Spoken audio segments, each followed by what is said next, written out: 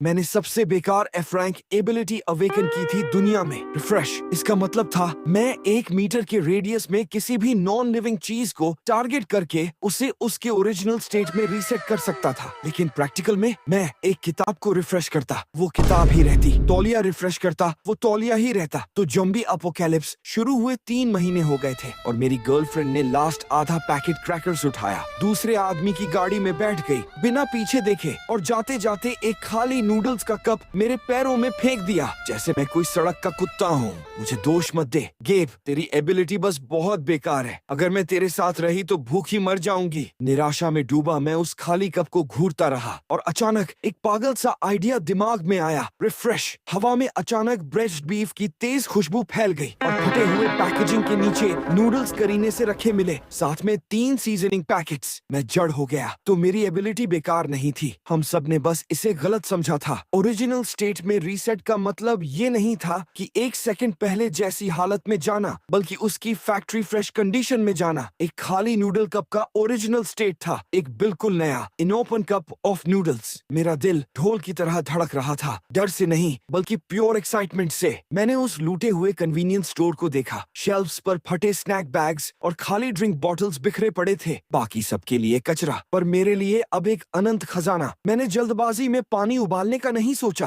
Apocalypse में खाने की खुशबू अनचाहा ध्यान खींच सकती थी। मैं सावधानी से दूसरी मंजिल के स्टोर रूम में गया और भारी शेल्फ से दरवाजा ब्लॉक कर दिया। तसल्ली हो जाने के बाद ही मैंने एक्सपेरिमेंट शुरू किया। खाली कप जमीन पर रखा और मन में सोचा, रिफ्रेश। सामने का कप हल्का सा कांपा और इंस्टेंटली एक नया नूडल कप प्रकट हो गया। मैं बार बार करता रहा, एक्साइटमेंट मुश्किल से कंट्रोल करते हुए। 10 मिनट बाद मेरे सामने 60 इंस्टेंट नूडल कप्स का छोटा पहाड़ बन चुका था। मेरी इवोहोल्स एबिलिटी का कूल डाउन सिर्फ 10 सेकंड्स का था, मतलब अनलिमिटेड नूडल्स मेरे लिए। फिर मैंने पास पड़ी एक खाली पानी की बोतल देखी, रिफ्रेश। तुरंत एक 500 मिलीलीटर प्यूरिफाइड वाटर की बोतल प्रकट हुई। जमीन पर पड़ी खाली फर्स्ट एड किट को देखा, रिफ्रेश। एकदम नई फर्स्ट एड किट मेरे हाथ में। मेरी सांसें तेज हो गईं। खाना, पानी, दवाई, अपोकैलिप्स की सबसे कीमती चीजें अब मेरे लिए अनंत थीं। लियू रुयान, तूने कहा था ना मेरी हुई एबिलिटी बेकार है। बस देखती जा, एक दिन तू घुटनों पर आकर मुझसे भीख मांगेगी। अगले 3 दिन मैं खुद को वेयर हाउस में बंद रखा। वेयर हाउस में जमा एम्प्टी पैकेजिंग का पहाड़ मेरे लिए रॉ मटेरियल बन गया। चिप्स,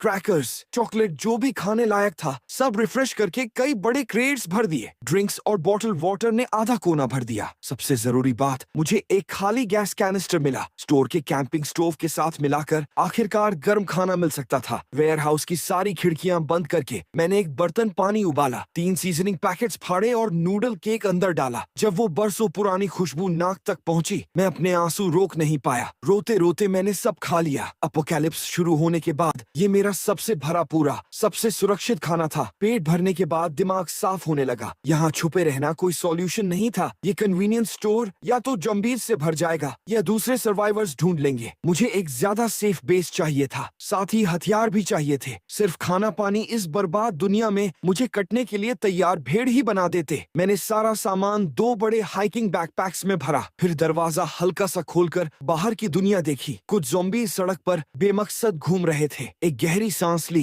रिफ्रेश की हुई फ्रूट नाइफ पकड़ी, अब बिल्कुल नई जैसी तेज। चलने का वक्त था। बाहर निकलना टेंस था, पर बिना किसी हादसे के हुआ। मैंने गलियों की भूल भुलैया का इस्तेमाल करके ज्यादातर ज़ॉम्बीज़ से बचा। जब कोई अकेला ज़ॉम्बी मिलता, मैं जोर से एक रिफ्रेश की हुई भरी हुई कोक कैन फेंकता। जब वो लड़खड़ाता, मैं नाइफ से उसका काम तमाम कर देता। मेरा टारगेट था पश्चिम में ब्लू बे रेजिडेंसेस, एक मशहूर पॉश इलाका, सख्त सिक्योरिटी वाला। दीवारें ऊंची और मोटी थीं, शुरुआत में तो टिक ही जाती। सबसे बड़ी बात, मेरे पेरेंट्स का घर वहीं था। जब अपोकैलिप्स शुरू हुआ, मैं स्कूल में था और पेरेंट्स से कांटेक्ट टूट गया था। उन्हें ढूंढना ही अब मेरा इकलौता लक्ष्य था। लेकिन ब्लू बे तक का सफर उम्मीद से कहीं ज्यादा मुश्किल निकला। पूरा शहर ठप पड़ा था। हर मुख्य सड़क एबेंडेंट गाड़ियों से जाम थी। रास्ते में मैंने बहुत सारे हादसे देखे। सामान के लिए हिंसक झगड़े छिड़ते रहते। तभी मुझे एहसास हुआ, लियू यानी यून की बेवफाई तो इस क्रूर दुनिया में सबसे छोटी बात थी। यहाँ इंसानियत पहले ही खत्म हो चुकी थी। तीसरे दिन शाम तक मैं आखिरकार ब्लू बे के बाहरी इलाके पहुंच गया। ऊंचे लोहे के फाटक बंद थे, दीवारों पर गार्ड्स दिख रहे थे। जैसा सोचा था, ये एक सर्वाइवर स्ट्रॉन्ग होल्ड बन चुका था। मैं पास छुपकर देर तक देखता रहा। अंदर जाने के लिए उनकी जांच से गुजरना पड़ता, इसीलिए मैंने अपना बैग पैक किया। ज्यादातर सामान सामान पास के एक नाले में छुपाया, सिर्फ 2 पानी की बोतल्स और क्रैकर्स का एक पैकेट रखा। एक साधारण रिफ्यूजी बनकर फाटक की तरफ चला। रुको, कौन है वहाँ? दीवार से तीखी आवाज आई। मैंने हाथ ऊपर उठाए और ऊपर देखा। चेहरा धूल मिट्टी से गंदा। मैं यहीं का रेजिडेंट हूँ। मेरा नाम लिन फैन है। बिल्डिंग 17 में रहता हूँ। बिल्डिंग 17, लिन फैन, वेरीफाई करो। ऊपर वाला आदमी कुछ देर चुप रहा, शायद रेडियो पर चेक कर रहा था। थोड़ी देर बाद फाटक खुला। एक आदमी हाथ में स्टील पाइप लिए सतर्क होकर बाहर आया। आईडी दिखा, उसने रूखेपन से कहा। मैंने पहले से तैयार आईडी जेब से निकाल कर दी। उसने चेक की, फिर मुझे ऊपर से नीचे तक देखा। अकेला है? सामान कहाँ है? उसकी बात पर मैंने सिर झुका लिया। आवाज में सही मात्रा में डर मिलाया। रास्ते में लूट लिया गया, बस यही बचा है। आदमी ने भौहें सिकोड़ी। शक तो था, पर मेरी कमजोर काया और तरस खाने लायक हालत देखकर आखिरकार उसने ढील दे दी। अंदर आजा। नियम याद रख, हर नए आदमी को अपना आधा सामान रिडिस्ट्रीब्यूशन के लिए देना होगा। ये सुनकर मेरा दिल बैठ गया। शुक्र है मैं तैयार होकर आया था। मैंने आज्ञाकारी होकर सिर हिलाया। एक बोतल पानी और आधा पैकेट क्रैकर्स दे दिया। आदमी ने ले लिया। आंखों में हल्की सी हिकारत चमकी, पर हाथ हिलाकर मुझे जाने दिया। अंदर घुसते ही माहौल देखकर थोड़ी राहत मिली। तनाव तो था, पर कम से कम व्यवस्था थी। लोग गश्त लगा रहे थे, कुछ डिफेंसेस मजबूत कर रहे थे। कम्युनिटी सेंटर में औरतें और बच्चे भी जमा थे। ये जगह मानो अपोकैलिप्स के बीच एक अकेला टापू थी, बाहर की तबाही से कटी हुई। रजिस्ट्रेशन पर एक बुजुर्ग औरत ने बताया कि अब यहाँ ब्रदर बाओ नाम का आदमी सब कुछ चलाता है, चुनलाता है। पहले वो यहाँ का प्रॉपर्टी मैनेजर था।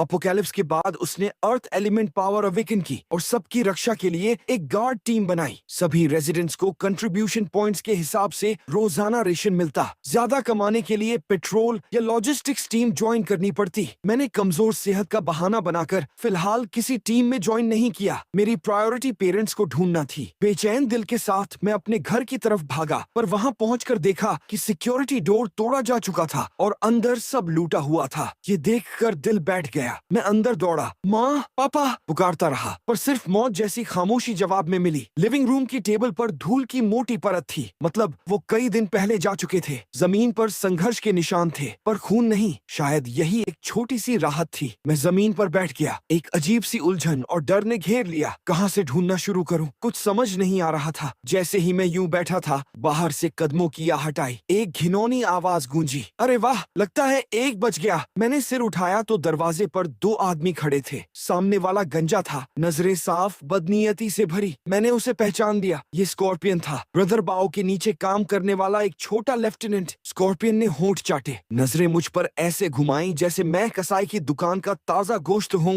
तेरे घर के मुखिया पर ब्रदर बाओ के काफी कंट्रीब्यूशन पॉइंट्स बकाया थे, उन्हें निकाल दिया गया। अब ये जगह हमारी है। मेरी आंखें सिकुड़ गईं। मेरे पेरेंट्स के साथ क्या किया? अरे बस निकाल दिया। अपोकैलिप्स में बेकार लोगों का यही अंजाम होता है। पर तू तो काम का लगता है। अगर यहीं रहकर हमारे लिए काम करे, इधर उधर के काम निपटाए, तो शायद हम तुझे यहाँ टिकने दें। मैं कितना भोला था जो सोचता था ये जगह एक सेफ हेवन है। पता चला यहाँ भी वही जंगल का कानून चलता है। जैसे ही वो पास आए, मेरा हाथ चुपचाप बैग की साइड पॉकेट की तरफ बढ़ा। अंदर वो फ्रूट नाइफ रखी थी जिसे मैंने चमकती धार तक तेज किया था। पर ठीक जब मैं जान की बाजी लगाने को तैयार हुआ, दरवाजे से एक ठंडी औरत की आवाज गूंजी। रुको! स्कॉर्पियन और उसके आदमी उसे देखते ही जड़ हो गए। उनकी घिनौनी मुस्कान तुरंत गायब हो गई। जगह ली चापलूसी भरी नम्रता ने। दरवाजे पर खड़ी औरत काली कॉम्बैट गियर में थी, हाथ में टांग डाउ तलवार जिसकी धार पर अभी भी गहरे लाल दाग थे। पीछे कुछ और उतने ही खतरनाक टीम मेंबर्स खड़े थे। मैं उसे जानता था। ये थी शेन लिंग,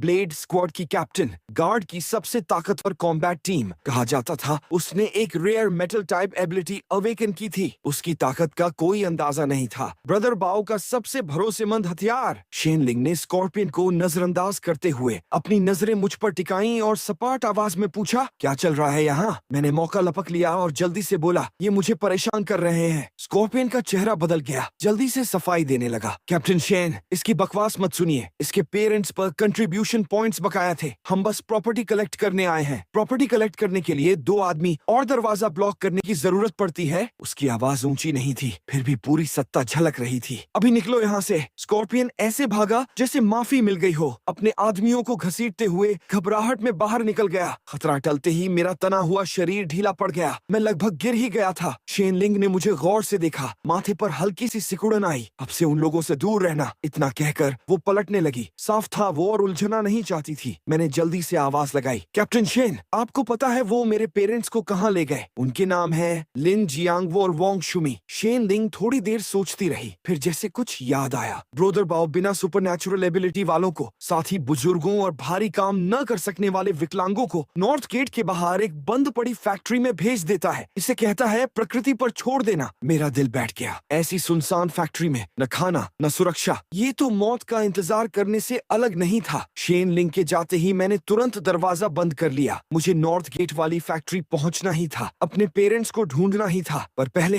मुझे ताकत चाहिए थी। मैंने बैग से एक चॉकलेट बार निकाली, जल्दी से खाई ताकि थोड़ी एनर्जी मिले। फिर मेरी नजर स्कॉर्पियन की छोड़ी हुई स्टील पाइप पर पड़ी। जंग लगी और थोड़ी टेढ़ी। मैंने हाथ रखा और रिफ्रेश किया। तुरंत एक बिल्कुल नई चमकती स्टील पाइप मेरे हाथ में आ गई, पर इतना काफी नहीं था। मैं किचन भागा और वहाँ मुझे पापा की पुरानी सर्वाइवल किट मिली। अंदर एक मल्टीपर्पज मिलिट्री शवेल, एक सर्वाइवल एक्स और एक डैगर था। सब इस्तेमाल न होने से भोथरे पड़ चुके थे। मैंने तीनों हथियार रिफ्रेश किए। तुरंत वो उस तरह जैसी धार में बदल गए। रात होते ही पेट्रोल शिफ्ट बदलने के दौरान मैं चुपचाप निकल गया और सीधा नॉर्थ गेट की तरफ बढ़ा। ये मुख्य फाटक से कहीं ज्यादा सुनसान था। बस 2 गार्ड्स थे, वो भी उबासियां ले रहे थे। मैंने उन्हें बिल्कुल भनक नहीं लगने दी। इसकी बजाय सर्विलांस का एक ब्लाइंड स्पॉट ढूंढा। नई रिफ्रेश की हुई रोप से मैंने आसानी से 3 मीटर ऊंची दीवार चढ़ ली। दीवार के पार एक बंजर जमीन थी। दूर एक फैक्ट्री दिख रही थी, जैसे कोई खामोश लोहे का राक्षस। हवा में सड़ांध थी।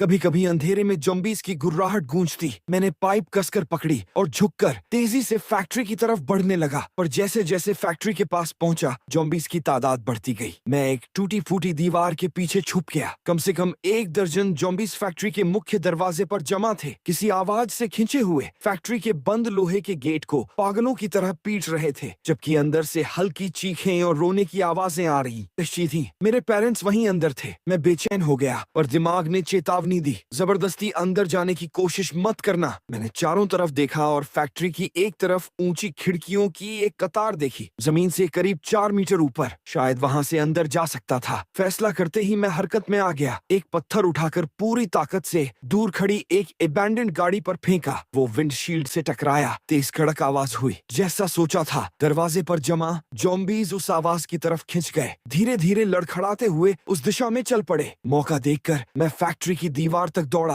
बैग से एक रोप निकाली। एक सिरे पर क्लाइंबिंग पिक बंधा था। जोर से घुमाकर फेंका। पिक खिड़की की चौखट में कसकर फंस गया। एक गहरी सांस लेकर मैं फुर्ती से रोप चढ़ गया। तेजी से खुद को खिड़की से अंदर खींचा और लुढ़कते हुए फैक्ट्री के अंदर आ गिरा। ये एक विशाल प्रोडक्शन फ्लोर था, जंग लगी मशीनरी और बिखरे पार्ट्स से भरा हुआ। छत के टूटे हिस्सों से हल्की चांदनी छनकर आ रही थी। वर्कशॉप के दूसरे कोने से दबी हुई सिसकियां और बहस की आवाजें आ रही रही थी। मैं सावधानी से उन आवाजों की तरफ बढ़ा। बेकार पड़ी मशीनरी से घिरे एक कोने में मुझे कई दर्जन सर्वाइवर्स दिखे, ज्यादातर बुजुर्ग और बच्चे। मैंने तुरंत अपने पेरेंट्स को उनके बीच पहचान लिया। वो कोने में सिमटे बैठे थे। माँ घुटनों को पकड़कर चुपचाप रो रही थी और पापा ने उसे कस के पकड़ रखा था, दिलासा दे रहे थे। मेरी आंखें भी भर आईं, गला भर गया, आवाज निकल गई। सब चौंक गए, सारे सर मेरी तरफ घूम गए। मम्मी पापा ने मुझे देखा तो उनके चेहरे शौक से सीधे प्योर जॉय में बदल गए। माँ चिल्लाई और दौड़ती हुई मेरी तरफ आई। इस अपोकैलिप्स में हमारा 3 लोगों का परिवार कस के गले मिला। रियूनियन की खुशी ने सारा डर चिंता धो दिया, लेकिन तभी एक कड़क आवाज ने माहौल तोड़ दिया। अबे तू कहाँ से आया? एक स्कार फेस आदमी आगे आया, पीछे कई मोटे तगड़े लड़के। साफ पता चल रहा था कि यही लीडर है। उसकी नजर मेरे कंधे पर लटके भरे हुए बैकपैक पर गड़ गई। लालच से,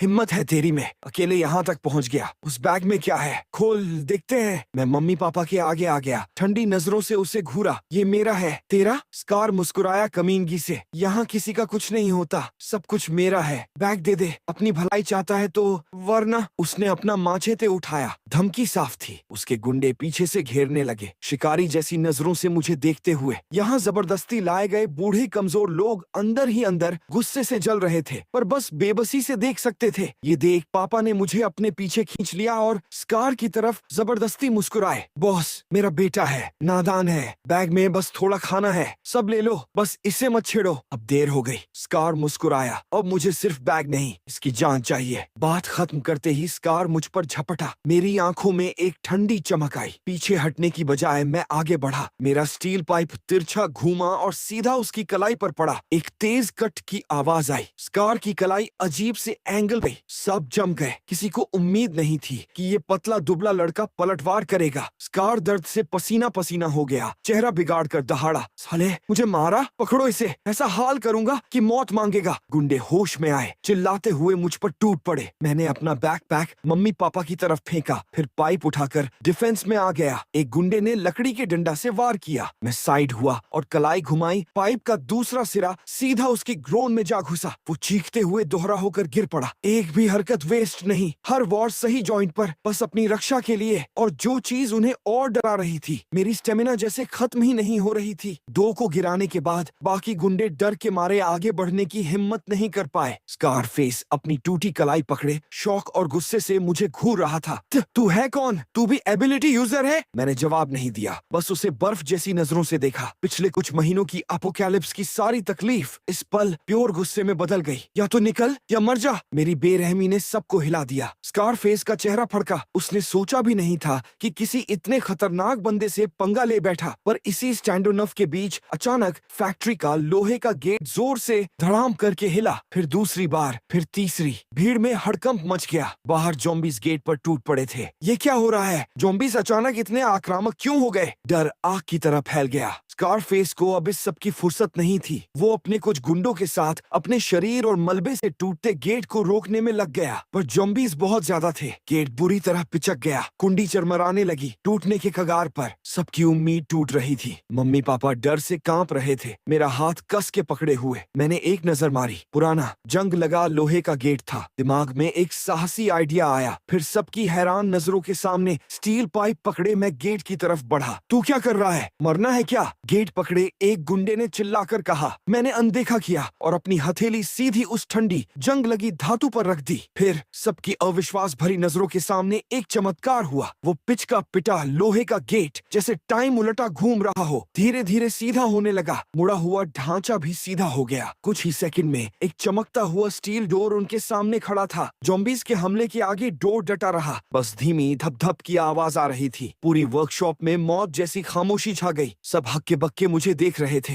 स्कारफेस का मुंह खुला रह गया, अपनी टूटी कलाई भी भूल गया। उसने उंगली उठाकर हकलाते हुए कहा, तेरी पावर रिपेयर है। मुझे एक्सप्लेन करने की फुर्सत नहीं थी। मैंने हाथ हटाया और उसे ठंडी नजरों से देखा। इस अपोकैलिप्स में सिर्फ ताकत ही असली करेंसी है। अभी अभी की मेरी बेरहमी, साथ में ये चमत्कारी नजारा। स्कारफेस का हौसला पूरी तरह टूट गया। अब उसकी नजरों में लालच नहीं, बस गहरा, अंदर तक हिला देने वाला डर था। बड़े भाई, मुझे पता नहीं था मैं किससे पंगा ले रहा हूँ। इतने बड़े आदमी हो आप, प्लीज माफ कर दीजिए। मैंने कुछ नहीं कहा, बस मम्मी पापा की तरफ चला गया। माँ मुझे देख रही थी, आंखों में उलझन, गर्व, चिंता, और जैसे मुझे पहचान ही नहीं पा रही हो। मैंने उसका हाथ पकड़ा, भरोसा देती नजरों से देखा। माँ चिंता मत करो, मैं हूँ ना। फिर उस बड़े से बैकपैक में से मैंने सेल्फ हीटिंग राइस मील, एक सॉसेज और पानी की बोतल निकाली, उन्हें दे दी। मम्मी पापा पहले कुछ खा लो। खाने की खुशबू ने सबका ध्यान खींच लिया। पता नहीं कब से भूखे वो सर्वाइवर्स मम्मी पापा के हाथ में खाना देखकर गटकने लगे। उनकी आंखों में बेबस भूख झलक रही थी। स्कारफेस और उसके साथी भी नजरें नहीं हटा पा रहे थे। जिस अपोकैलिप्स में खाना सोने से भी कीमती हो, वहाँ मेरा इतनी आराम से खाना निकालना गेट ठीक करने से भी ज्यादा उन्हें हिला गया। खाना देने के बाद मैं वापस स्कारफेस की तरफ मुड़ा। आज से यहाँ का मालिक मैं हूँ।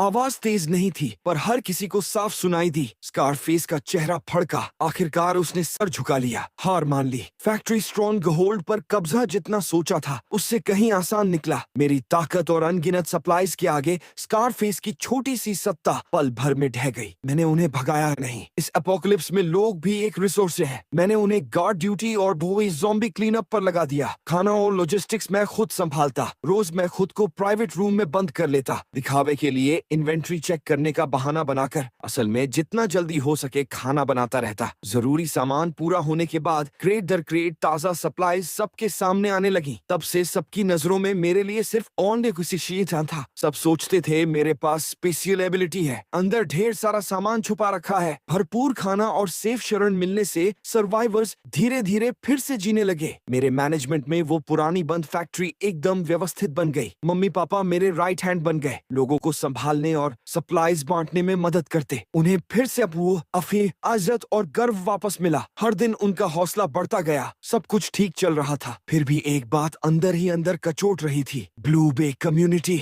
वो वो प्रॉपर्टी मैनेजर बाओ जिसने मेरे बेबस बूढ़े मम्मी पापा को निकालकर मरने के लिए छोड़ दिया था, उससे हिसाब चुकाना था देर सवेर। इसके अलावा ब्लू बे की डिफेंस और रहने की हालत उस टूटी फूटी फैक्ट्री से कहीं बेहतर थी। मैं अपने मम्मी पापा को और जिन्होंने मेरा साथ दिया उन सबको एक असली घर देना चाहता था। अब वक्त था वापस जाकर बाओ से निपटने का। एक हफ्ते बाद सारी तैयारी पूरी हो गई। मैंने फैक्ट्री में मिले कुछ पुराने जंग लगे स्कूटर्स पर अपनी रेस्टोरेशन एबिलिटी इस्तेमाल की, उन्हें पूरी तरह चार्ज और नए जैसा बना दिया। साथ ही दर्जनों नए प्रोटेक्टिव सूट्स, हेलमेट्स और स्टील डेड बूट्स भी बनाए। हथियारों के लिए स्टील पाइप्स और एक्सेस के अलावा फैक्ट्री के स्टील से तीखे स्पीयर्स भी बनवाए। रही बात स्कारफेस और उसके टॉप लड़कों की, अब वो पूरी तरह वफादार थे। मैंने उन्हें खाना और गर्मी दी थी जो इस अपोकैलिप्स में किसी की जान बचाने के बराबर था। मैंने अपनी टीम के 20 सबसे मजबूत बंदे चुने, स्कारफेस समेत। निकलने से पहले टीम को देखा और छोटा सा पेप टॉक दिया। इस बार हम भीख मांगने नहीं जा रहे, जो हमारा है वो वापस लेने जा रहे हैं। ब्लू बे की मजबूत दीवारें हैं, आरामदायक घर है। हम वहाँ एक सच्चा सेफ घर बनाएंगे। जो मेरे साथ है गाड़ी में बैठ जाए। मेरी ताकत देख चुकने के बाद किसी ने भी हिचकिचाहट नहीं दिखाई। उन्हें मुझ पर आंख बंद कर भरोसा था। 20 गाड़ियों का काफिला पूरे जोश के साथ ब्लू बे की तरफ निकल पड़ा। नॉर्थ गेट पर पहुंचते ही दीवार पर खड़े गार्ड्स ने हमें देख लिया। इतना हथियारबंद ग्रुप देखकर वो जम गए। स्कारफेस, तुझे तो निकाला था,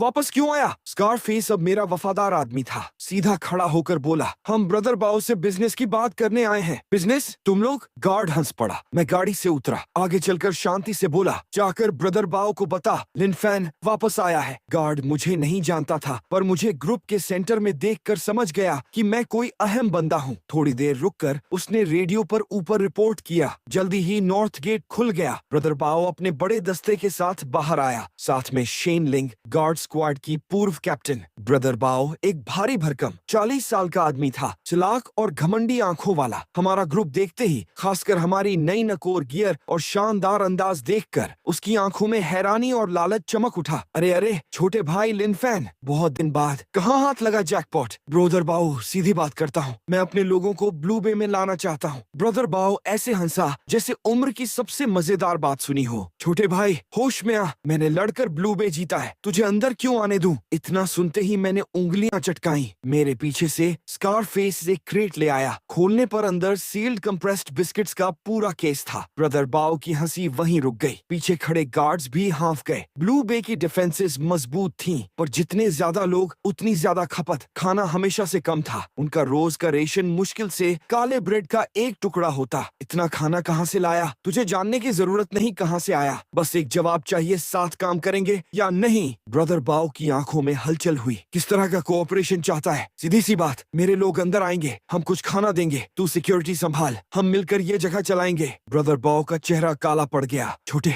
बहुत मांग रहा है, मैं इस बेस का लीडर हूँ, किसी अनजान लड़के के साथ सत्ता कैसे बांटूं? बराबरी की शर्तों पर, यही मेरी शर्त है। अगर नहीं मानता तो लड़कर अंदर आएंगे। लड़कर अंदर आएगा बस 20 बंदों के साथ। शेन लिंग, उसके इशारे पर शेन लिंग और उसके पीछे ब्लेड स्क्वाड एक साथ आगे आए। हवा में तुरंत मर्डरस माहौल भर गया। ब्लेड स्क्वाड ब्लू बे का सबसे बड़ा हथियार था। हर सदस्य एक जंग खाया हुआ एबिलिटी यूजर था। मेरे लोग तुरंत टेंस हो गए। सिर्फ मैं बेफिक्र रहा। मैंने शेन लिंग को देखा, वही औरत जिसने कभी मेरी मदद की थी, वो भी मुझे देख रही थी, आंखों में उत्सुकता और हैरानी। कैप्टन शेन, आपको भी लगता है हम अंदर नहीं आ सकते? शेन लिंग थोड़ी देर चुप रही, फिर बोली, मिस्टर लिन, आप बहुत ताकतवर हैं, पर ब्लू बे के पास 200 गार्ड्स हैं। जबरदस्ती अंदर घुसना आपके लिए अच्छा नहीं होगा। उसकी बात एक दोस्ताना चेतावनी थी। ब्रदर बाओ विजयी अंदाज में मुस्कुराया। सुना, ज्यादा उछल मत, सारा खाना दे दे, तो शायद तुझे और तेरे मम्मी पापा को यहाँ आम रेजिडेंट की तरह रहने दूं। बाकी तेरे बंदों को जहाँ से आए वहीं वापस भेज दे। यही था उसका जवाब। मेरा सारा सामान ले लो, फिर मेरे सारे बंदे निकाल दो। कैसी चालाकी चाल थी। मैं मुस्कुराया। लगता है अब बात करने को कुछ बचा नहीं। मैंने धीरे से अपना दायां हाथ उठाया, उनके पीछे कॉम्प्लेक्स की सबसे ऊंची अपार्टमेंट बिल्डिंग की तरफ इशारा किया। उन्हें देखकर धीरे धीरे साफ शब्दों में बोला,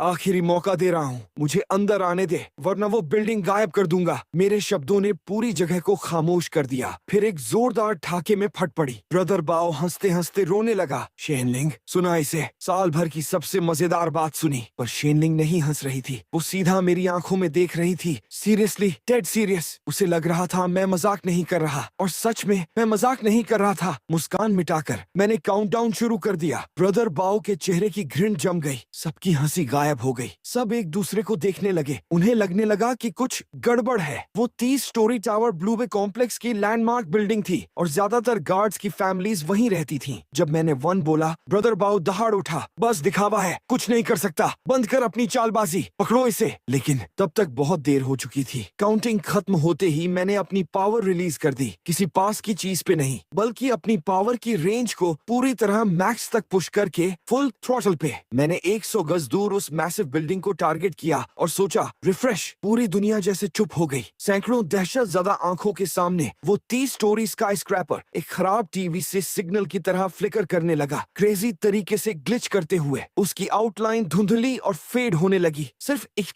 एक सेकंड में वो बिल्डिंग और उसके अंदर की हर चीज हवा में गायब हो गई। सिर्फ वो एक खाली नींव बची, जैसे वो कभी थी ही नहीं। सबके चेहरे जम गए, ब्लैंक होकर प्योर दहशत से भर गए। ब्रदर बाओ के आदमी पूरी तरह टूट गए। उन्होंने अपने हथियार फेंके और चीखते हुए हर तरफ भाग गए, जैसे अपोकैलिप्स से भाग रहे हों। ब्रदर बाओ खुद जमीन पर बैठ गया, चेहरा राख जैसा सफेद, होंठ कांपते हुए एक शब्द तक नहीं निकल पाया। उसकी प्राइजेड 200 मैन गार्ड यूनिट एक झटके में बिखर गई। शेन लिंग और उसके पीछे ब्लेड स्क्वाड नहीं टूटे, लेकिन हर चेहरे पर सिर्फ शौक और दहशत थी। शेन लिंग का हाथ जो अपनी ब्लेड पकड़े था हल्का सा कांप रहा था। उसने मुझे देखा, उसकी नजरों का भाव पूरी तरह बदल चुका था। अब वो एक कैपेबल सर्वाइवर को नहीं, बल्कि धरती पर चलते फिरते एक भगवान को देख रही थी। मैंने धीरे से अपना हाथ नीचे किया और ब्रदर बाओ के पास चला गया, जो जमीन पर पैरालिसिड पड़ा था। उसने मुझे ऐसे देखा जैसे मैं कोई राक्षस हूँ। उसका पूरा बदन पत्ते की तरह कांप रहा था। अब मैं अपने लोगों को अंदर ला सकता हूँ। ब्रदर बाओ ने पागलों की तरह सिर हिलाया, रास्ता साफ करने के लिए किनारे हट गया। मैंने उसे नजरअंदाज किया, पीछे मुड़ा और स्कारफेस और बाकियों से जो उतने ही स्टंट थे कहा, शहर के अंदर चलो। तब जाकर मेरी टीम होश में आई। उन्होंने मुझे देखा, उनकी आंखों में फर्वेंट वॉरशिप साफ झलक रहा था। उन्हें पता था कि उनका लीडर स्ट्रॉन्ग है, लेकिन उन्होंने कभी सोचा नहीं था कि वो पूरी एक बिल्डिंग मिटा सकता है। ये कैसी पावर थी? ऐसे लीडर के साथ अपोकैलिप्स में सरवाइव करना कोई प्रॉब्लम नहीं होगा। हमारा ग्रुप ब्लू बे रेसिडेंसेस के अंदर ड्राइव कर गया, जबकि सब ऑन में देखते रह गए। किसी की हिम्मत नहीं हुई हमारा रास्ता रोकने की। शेन लिंग और उसकी ब्लेड स्क्वाड चुपचाप हमारे पीछे पीछे चली, जैसे हमें एस्कॉर्ट कर रही हूँ। मुझे पता था उस दिन से ब्लू बे रेसिडेंसेस का एक नया मालिक था। ब्लू बे में सेटल होने के बाद सबसे पहला काम था हिसाब चुकाना। ब्रदर बाओ और उसके टॉप एनफोर्सर्स, जिन्होंने डर के दम पर राज किया था, उन्हें लॉकअप कर दिया। मैंने उन्हें मारा नहीं, बस उनकी पावर्स छीन ली। इवॉल्व होने के बाद मेरी रिफ्रेश एबिलिटी अब लिविंग थिंग्स पर भी काम कर सकती थी। मैं किसी के शरीर को रिफ्रेश करके उसे पूरी तरह हेल्दी बना सकता था, और साथ ही उसके अंदर के पावर कोर को भी रिफ्रेश करके उसे वैसे रीसेट कर सकता था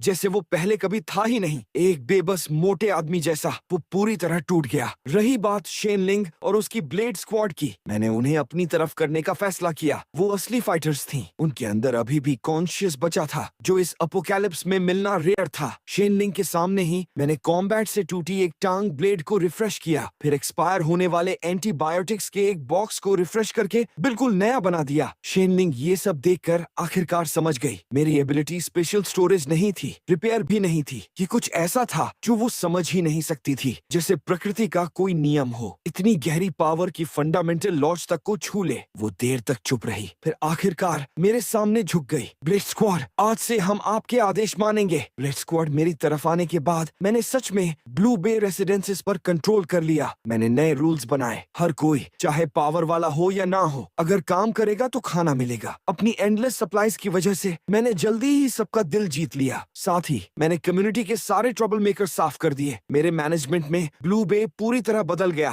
थ्राइविंग और वाइब्रेंट। मेरे पेरेंट्स मुझे प्राइड और सेटिस्फैक्शन से देखते थे। उन्होंने कभी नहीं पूछा कि मेरी एबिलिटी आज हिंदी असल में है क्या। उन्हें बस इतना पता था कि उनका बेटा बड़ा हो गया है और अब हर कोई उस पर भरोसा कर सकता है। बेस स्मूथली चलने लगा तो मैंने कुछ डीपर सोचना शुरू किया। मेरी एबिलिटी की लिमिट्स आखिर हैं क्या? मैंने इंस्टेंट नूडल्स रिफ्रेश किए थे, मैंने पूरी बिल्डिंग्स रिफ्रेश की थी, तो क्या मैं किसी जीते जागते इंसान को भी रिफ्रेश कर सकता हूँ? मुझे एक ऐसा गार्ड मिला जिसे कॉम्बैट में ज़ॉम्बी ने स्क्रैच किया था, जो पहले ही टर्न होना शुरू हो चुका था। सबको लगता था वो अब बचाया नहीं जा सकता। मैंने सबको भेज दिया, दरवाजा बंद किया और अपना हाथ उसके माथे पर रख दिया। एक सॉफ्ट सफेद लाइट ने उस गार्ड को घेर लिया। उसकी ऑर्गेनाइजिंग चीखें धीरे धीरे कम होने लगी। उसके शरीर के म्यूटेशंस साफ नजर आते हुए वापस जाने लगे। मैंने उसका जख्म गायब होते देखा और मेरे सीने में एक टाइडल वेव सी उठी। मैंने कर दिखाया था, मैंने उसका शरीर वापस उसकी ओरिजिनल स्टेट में ला दिया था, इन्फेक्शन से पहले वाली। इसका मतलब था ज़ॉम्बी वायरस अब डेथ सेंटेंस नहीं रहा। इस डिस्कवरी ने मुझे पूरी एक बिल्डिंग रिफ्रेश करने से भी ज्यादा थ्रिल दिया।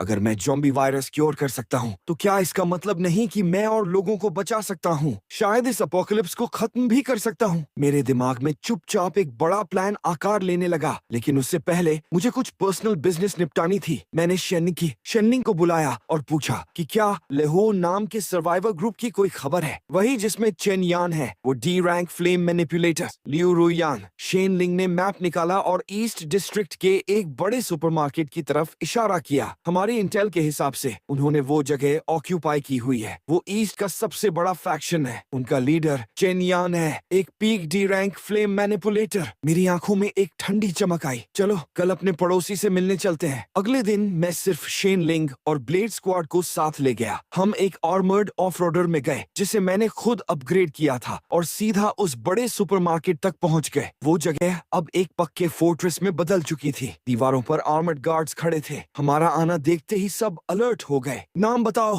किसी ने चिल्लाकर पूछा। शेनलिंग बाहर झुककर बोली, लिन फैन, लैंडबे बेस से, चेन यान से मिलने आए हैं, ब्लेज बेस के लीडर से। दीवार पर खड़े आदमियों ने साफ मुझे नहीं पहचाना, लेकिन लैंडबे बेस का नाम सुना हुआ था। थोड़ी देर में सुपरमार्केट का मेन गेट खुला। एक आदमी रेड लेदर जैकेट पहने बाहर आया। उसके पीछे थी लियू रुयान, पूरी स्माइल्स और प्लूसी में डूबी हुई। महीनों बाद देख रहा था उसे। लियू रुयान काफी अच्छा कर रही लग रही थी। मुझे देखते ही वो जम गई। फिर उसका चेहरा कॉन्टेम्प्ट और स्मग सुपरियोरिटी से भर गया। अरे वाह, ये तो लिन फैन है। बाहर टिक नहीं पाया, ब्लेज के पास मदद मांगने आ गया। शायद उसे अब भी लगता था मैं वही पैथेटिक लूजर हूँ जिसे उसकी प्रोटेक्शन चाहिए। चेन यान ने भी मुझे ऊपर से नीचे तक देखा, खासकर जब उसकी नजर शेनलिंग और ब्लेड स्क्वाड पर पड़ी। एक पल के लिए उसकी आंखों में थकान सी दिखी, लेकिन ज्यादातर वो अनइम्प्रेस्ड ही लगा। लॉन्डे बेस कभी नहीं सुना। हम फ्रीलोडर्स नहीं रखते, क्योंकि हम सब सर्वाइवर्स हैं। अपनी गाड़ी और सप्लाईज छोड़ो और निकल लो। वो बड़ी बड़ी बातें कर रहा था। उसे लगता था उसकी लो लेवल फायर पावर्स उसे अनअचेबल बना देती है। लियू रुयान भी उसके साथ होली। सुना लिन फैन, पुराने दिनों के लिए बता रही हूँ, ज्यादा अकड़ना मत। जैसे तुम अभी हो, तुम तो चेन यान के जूते पॉलिश करने लायक भी नहीं हो। मैंने उसका स्मग चेहरा देखा और अचानक हंस पड़ा।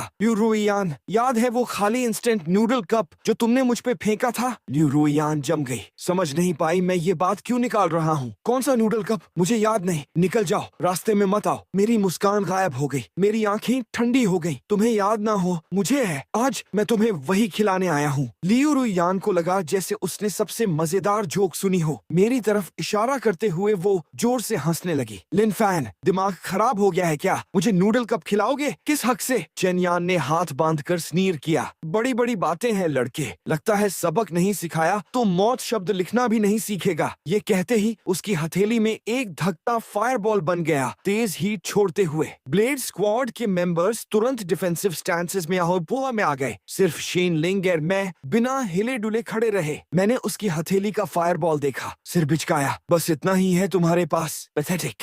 इतना कहते ही मैंने अपना हाथ उठाया। चेन यान की हथेली का धकता फायरबॉल हवा में बुझी हुई मोमबत्ती की तरह बुझ गया। एक हल्की सी पफ आवाज के साथ वो हवा में गायब हो गया। चेन यान के चेहरे की स्मग स्माइल तुरंत जम गई। वो अपनी खाली हथेली को डिसबिलीफ से घूरने लगा। ये क्या हुआ? मेरी फायर कहाँ गई? उसने दोबारा अपनी एबिलिटी बुलाने की कोशिश की, लेकिन चाहे कितनी भी कोशिश कर ले, एक चिंगारी तक नहीं निकली। उसकी price D rank fire manipulation ability गायब हो चुकी थी। तुमने मुझे क्या किया? चेन यान ने डरते हुए, चीखते हुए मेरी तरफ इशारा किया। मैंने उसे जवाब नहीं दिया, बस लियू रुयान की तरफ मुड़ा जो डर से जमी हुई थी। अब देखा मुझे किस हक से? लियू रुयान के होंठ कांप रहे थे। उसका चेहरा डेथली पैल हो चुका था। उसे समझ नहीं आया क्या हुआ, लेकिन उसने देखा था कि वो डरावनी फ्लेम एबिलिटी मेरे सामने चुपचाप बुझ गई। डर की वजह से वो एक वाक्य तक नहीं बोल पाई। शेनलिंग ने उसे आलू के बोरे की तरह मेरे सामने फेंक दिया, फोर्स करके घुटनों पर बिठा दिया। आंसू और नाक बहते हुए वो माफी मांगने लगी। मैं ये पैथिक डिस्प्ले बिना कुछ महसूस किए देखता रहा। मैंने अपनी जेब से कुछ निकाला, एक चपटा हुआ braced beef instant noodle cup, वही जो उसने मुझ पे फेंका था। मैंने उसे वो इतने दिन संभाल कर रखा था। मेरे हाथ में वो खाली कंटेनर तुरंत एक बिल्कुल नए कप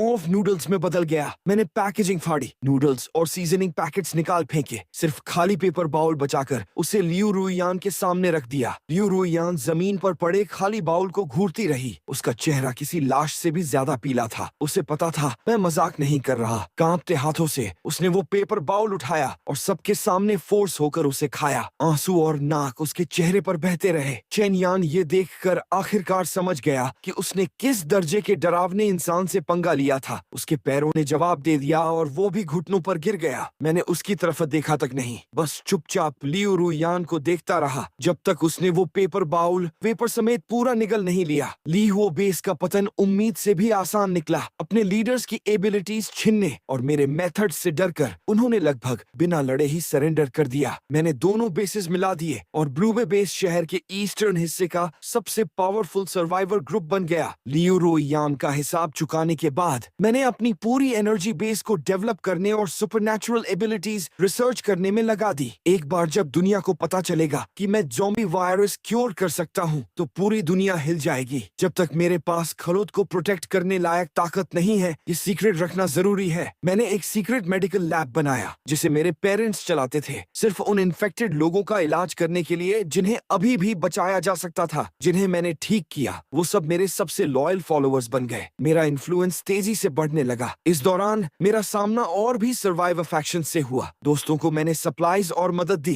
दुश्मनों को कोई रहम नहीं दिखाया। लेन फान का नाम धीरे धीरे लेजेंडरी बन गया। कोई मुझे सैल्वेशन का प्रीस्ट कहता तो कोई अपोकलिप्स का डीमन, लेकिन कोई कुछ भी कहे, एक बात कोई नकार नहीं सकता था, मैं इस अपोकलिप्टिक दुनिया की चोटी पर खड़ा था। अपोकलिप्स का 5वां साल। ब्लू बे बेस 1 लाख लोगों के मेगा सिटी में बदल चुका था। हमारे पास कॉम्प्रिहेंसिव डिफेंस सिस्टम था, सेल्फ सफिशिएंट एग्रीकल्चर थी और सोशल ऑर्डर वापस रिस्टोर हो चुका था। यहाँ लोग फिर से मुस्कुराने लगे थे और मैं इस शहर का क्रिएटर और गार्डियन अब शायद ही कभी पब्लिक में दिखता था। मेरा ज्यादातर समय सिटी सेंटर की सबसे ऊंची टावर पर बीतता, अपने हाथों से बनाए इस शहर को देखते हुए। मेरी एबिलिटीज भी पहचान से बाहर बढ़ चुकी थी। अब मुझे फिजिकल कांटेक्ट की जरूरत नहीं थी। मैं अपनी नजर में आने वाली किसी भी चीज को रिफ्रेश कर सकता था। मैं बंजर जमीन को उपजाऊ बना सकता था, कंटामिनेटेड पानी को प्योर कर सकता था। मेरी पावर अब लगभग एक सच्चे भगवान जैसी हो चुकी थी। शेनलिंग अब होप सिटी की सुप्रीम कमांडर थी। वो मेरे पीछे खड़ी लेटेस्ट डेवलपमेंट्स रिपोर्ट कर रही थी। मेरे लॉर्ड, पश्चिम से होर्ड नजदीक आ रही है। एक एस क्लास म्यूटेटेड ज़ॉम्बी जिसमें इंटेलिजेंस भी है।